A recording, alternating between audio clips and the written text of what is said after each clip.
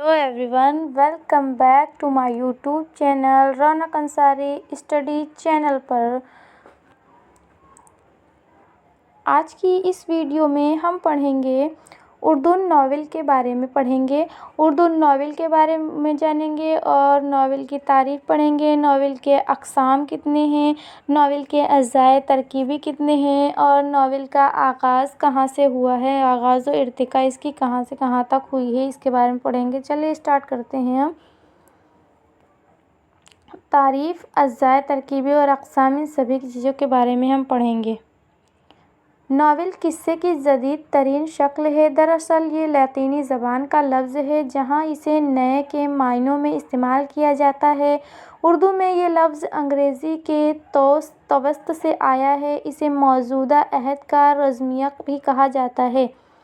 E.M. Foster ने novel की तारीफ़ करते हुए लिखा है कि नावल एक ख़ास तवालत की नसरी किस्सा है। नावल दरअसल किस्सा निगारी की तरक्की याफ्ता शक्ल है जिसमें इंसान की मुआशरती ज़िंदगी की तस्वीर पेश की जाती है। बकौल डॉक्टर असलम आज़ाद, दास्तान, अफ़साना और ड्रामा ही की तरह इस सिन्फ़ के मिज़ाज की तकमील किस्सापन या अफ़सानवियत से होती है।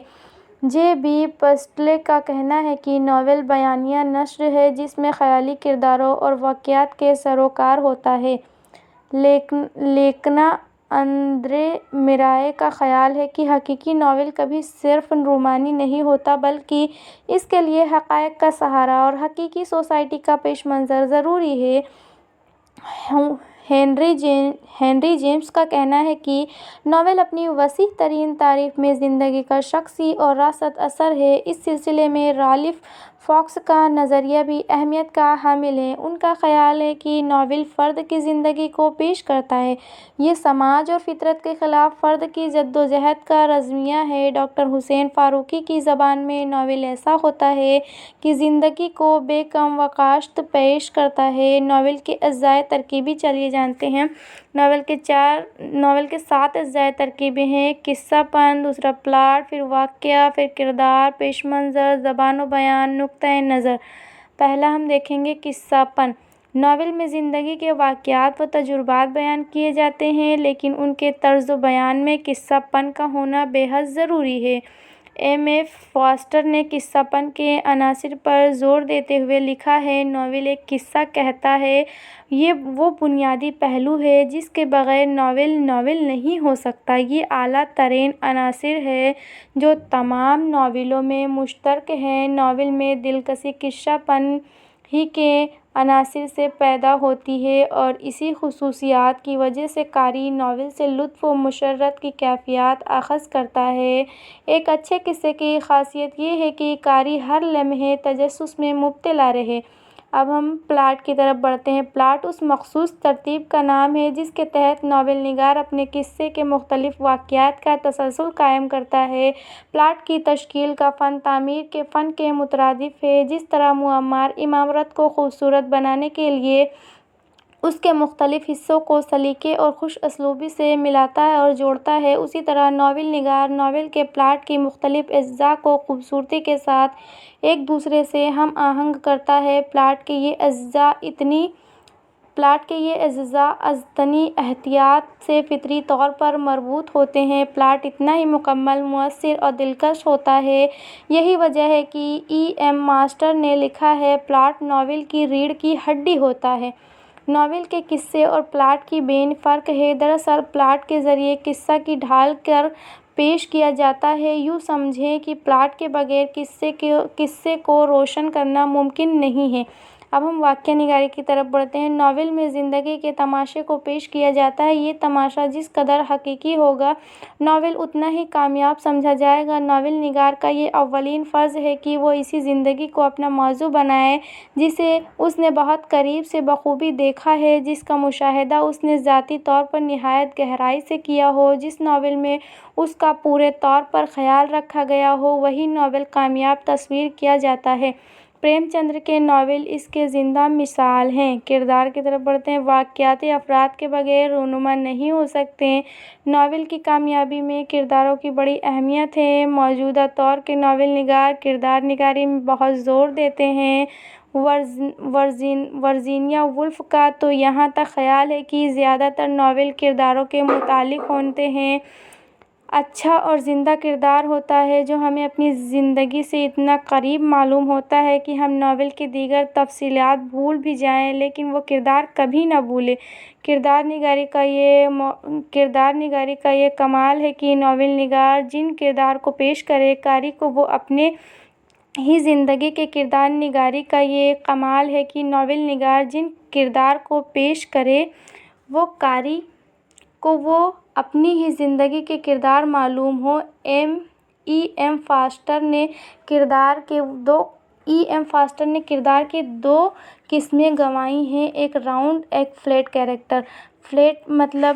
فلیٹ کردار ایک خاص مزاج کے ہوتے ہیں، ہزاروں کرداروں کے درمیان ان کی انفرادیت الگ سے جھلکتی ہے۔ اردو میں ایسے کردار کی عمدہ مثال خوبی ہے۔ ایسے کرداروں کی تخلیق کوئی اہم کارنامہ نہیں۔ راؤنڈ کریکٹر وہ ہوتے ہیں جن کی شخصیت خاص قسم کی ہوتی ہے، ان کی شخصیت پر پردے پڑے ہوتے ہیں جو دھیرے دھیرے اٹھتے ہیں۔ ایسے کردار کی تخلیق دشوار کام ہے۔ اداس نسلے کا نعیم اس کی اچھی مثال ہے۔ پیش منظر ناول کے واقعات اور کرداروں میں ایک خاص منظر ہوتا ہے۔ ہر واقعہ اپنے متعلقہ عہد ہی میں معنی خیز ہوتا ہے اور ہر کردار اپنے دور میں اثر انگیز ہوتا ہے۔ پیش منظر کی آئینہ داری ہی دراصل معاشرہ نگاری ہے۔ ناول کے واقعات اور کردار معاشرے ہی سے اخذ کیے جاتے ہیں۔ ان واقعات اور کرداروں کے وسیلے سے ناول نگار ایک خاص معاشرے کو ایک خاص دور یا کچھ خاص ادوار کے آئینے میں پیش کرتا ہے۔ زبان و بیان ناول کے تمام واقعوں اور کرداروں کی پیشکش کا وسیلہ زبان و بیان ہی ہے۔ مکالمے کی اہمیت کو عام طور پر سبھی نے تسلیم کیا ہے۔ مکالمے کے ذریعے قصے کو زیادہ دلچسپ بنایا جا سکتا ہے۔ مکالمہ لکھتے وقت ناول نگار کو یہ دیکھنا ہوتا ہے کہ اس کے مکالمے زندگی کی بھرپور نمائندگی بھی کرتے ہیں یا نہیں جسے ناول نگار پیش کرنا چاہتا ہے۔ ناول نگار کو اس بات کا لحاظ بھی رکھنا ہوتا ہے کہ وہ جو زبان لکھ رہا ہے وہ اس کردار سے مطابقت رکھتا ہے یا نہیں۔ زبان دراصل وہ بنیادی قوت ہے جس پر واقعہ نگاری، کردار نگاری، معاشرہ نگاری اور مکالمہ نگاری کا پورا دار و مدار رہتا ہے۔ نقطۂ نظر ہر ناول نگار کا زندگی سے متعلق ایک واضح نظریہ ضرور ہوتا ہے۔ بغیر نظریے کے کسی ناول کا وجود ہی ممکن نہیں۔ ہر ناول نگار اپنے ناول میں ایسے ایک مخصوص نظریے کا اظہار کرتا ہے، اسی لیے ناول کو عقیدے کا اظہار بھی کہا جاتا ہے۔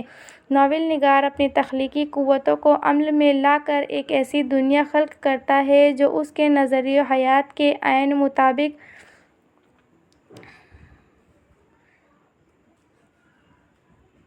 مطابق ہوتی ہے اور اپنے اس تصور حیات کو اسے مخصوص اور دلنشین اشاروں کے ذریعے واضح کرنا ہوتا ہے۔ اس کے انداز میں اگر ابھی تبلیغی رنگ نمایاں ہو تو اس کا فن غارت ہو کر رہ جاتا ہے۔ مبلغاً بننا اس کا کام نہیں، اسے ہر حال میں فنکار ہونا چاہیے۔ اب ہم دیکھیں گے اردو ناول کا آغاز و ارتقاء۔ نذیر احمد کی تصنیف مرۃ العروس جو 1859 میں شائع ہوئی کو عام طور پر اردو کا پہلا ناول تسلیم کیا جاتا ہے۔ حالانکہ یہ اولین نمونے ہیں لہٰذا فطری طور پر خام ہے، لیکن بقول وقار عظیم اس میں شبہہ نہیں ہے کہ ناول کی داغ بیل انہیں قصوں نے ڈالی ہے۔ ناول کی ارتقاء کی تاریخ میں رتن ناصر سرسار کے ناول فسانۂ آزاد کو سنگ میل کا درجہ حاصل ہے۔ تشکیلی دور کے ناول نگاروں میں عبدالحلیم سرر بے حد ممتاز ہیں۔ فردوس بری کے علاوہ انہوں نے کئی اور ناول بھی لکھے ہیں۔ تاریخی ناولوں کی بنیاد انہوں نے ہی رکھی ہے۔ ان ناولوں سے متاثر ہو کر کئی لوگوں نے ناول لکھنا شروع کیا۔ ان میں منشی شہزاد حسین قاسمی، محمد علی طیب اور قاری سرفراز حسین شامل ہیں۔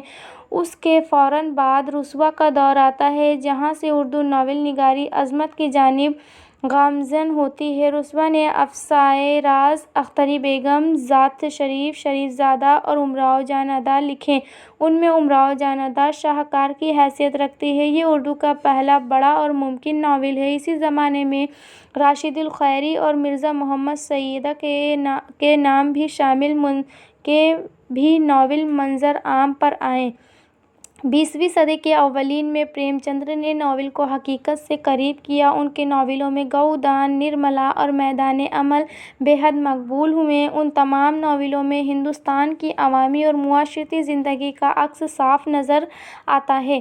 تقسیم ہند کے بعد فسادات کے موضوع پر کئی اہم ناول لکھے گئے۔ ان ناولوں میں ایم اسلم کا رقص ابلیس، رامانند ساگر کا اور انسان مر گیا، نسیم ہزاری کا خاک و خون، رشید اختر کا 15 اگست، رئیس احمد ظفری کا مجاہدہ، کیس رام پوری کا خون بے آبرو اور قدرت اللہ شہاب کا ناول یا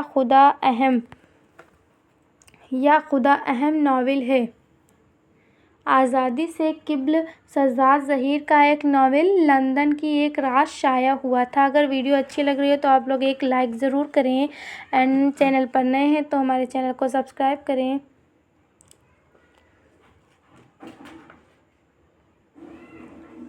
شہزاد ظہیر کا ایک ناول لندن کی ایک رات شائع ہوا تھا، جو ایک اہم ناول ہے۔ اس کے بعد عزیز احمد، قرۃ العین حیدر اور احسان فاروقی کے ناول سامنے آئے۔ عزیز احمد کے ناولوں میں آپسی بلندی، آپسی پشتی، گریز، آگ اور شبنم قابل ذکر ہیں۔ احسان فاروقی کا شام اودھ ایک اچھا ناول ہے۔ قرۃ العین حیدر کا آگ کا دریا، میرے بھی صنم خانے اردو ناول نگاری کے میدان میں بلند و بالا مقام رکھتے ہیں۔ قرۃ العین حیدر آج بھی لکھ رہی ہیں اور انہوں نے اردو ناول نگاری کو عالمی ناول کے صفحے میں لا کھڑا کیا ہوا ہے۔ عصمت چغتائی نے ٹیڑھی لکیر، معصومہ، سودائی اور دل کی دنیا جیسے خوبصورت ناول لکھے ہیں۔ 1965 کے بعد جو ناول سامنے آئے ہیں ان میں شوکت صدیقی کا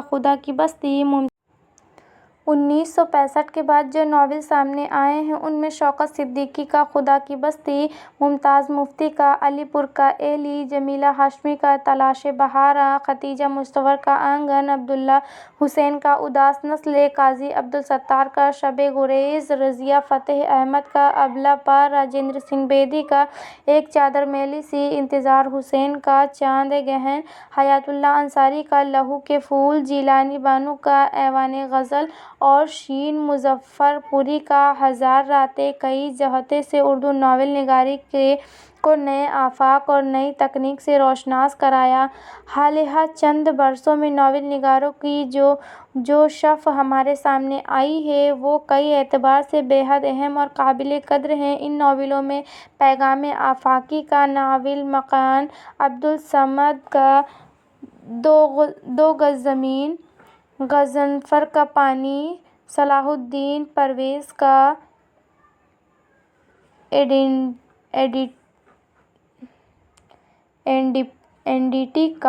آئیڈینٹی کارڈ اور الیاس احمد گدی کا ناول فائرہ